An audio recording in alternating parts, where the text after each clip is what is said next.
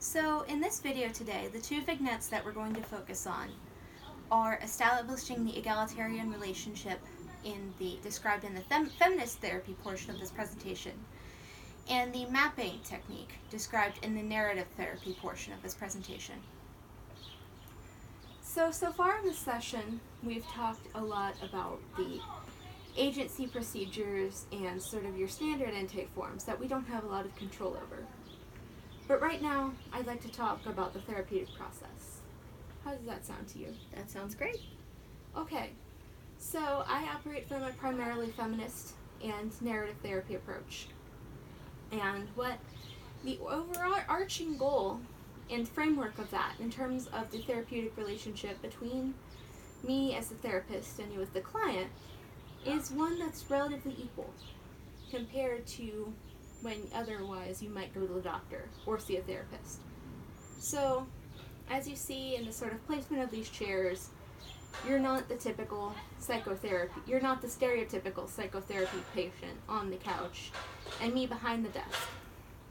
So by this sitting, I'm trying to make things more equal. And this is going to be a relationship focused primarily on collaboration and goal consensus and goal setting. And we're going to work together to address the issues that you have come in to see me for. How does that sound to you? That sounds perfect. Awesome. I look forward to working together with you. I look forward to that as well. So, throughout the egalitarian relationship process, it contributes to my theory of change by allowing the client to take control over their treatment process. It's giving the client a voice in the decision-making process. It's taking the client who might have been oppressed and who might feel very powerless in their lives right now, and they might feel very out of control. And it's putting them sort of back in the driver's seat in the past. It's putting them back in the driver's seat.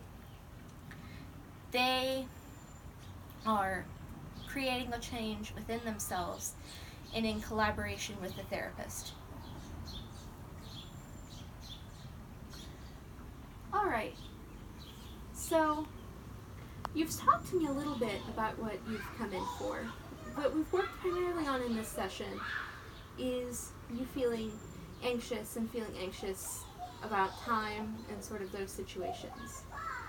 And so we've sort of talked about how you feel in those situations and how you perceive yourself right now to be in those situations. And we've talked a little bit about how this doesn't define you. But could you tell me, sort of like you're telling a story, about how this has impacted your life and perhaps the lives of those close to you, such as your friends and family? Yeah, so I guess I just get really stressed surrounding logistics, like what time I need to be someplace, getting from point A to point B.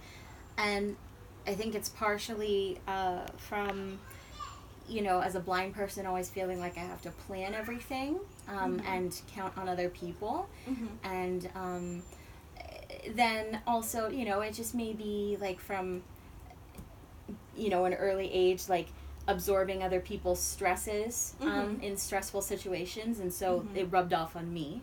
Okay. And so I don't really, I try to keep calm and I try to be spontaneous, but when I get stressed about those things and get flustered, I can get kind of, it can come across in a negative way, and then I feel like I can snap at people or come across as like maybe single-minded or dismissive or angry. Okay.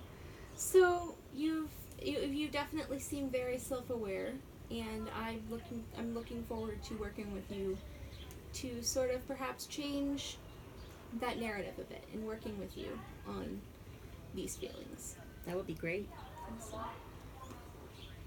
So, this example has incorporated several elements of my theory of change. The client is now being able to tell her own story and articulate her place within that. And she is working on changing her role in that story, changing the overall feeling of that story from one of complete or with a predominant tone of a lack of control, to coming up with suggestions on how she can change that narrative. And she's also incorporating the theories of oppression that I discussed earlier in my theory of change, in how being a member of a minority group can impact one's mental health, cognitive processes, and physical health.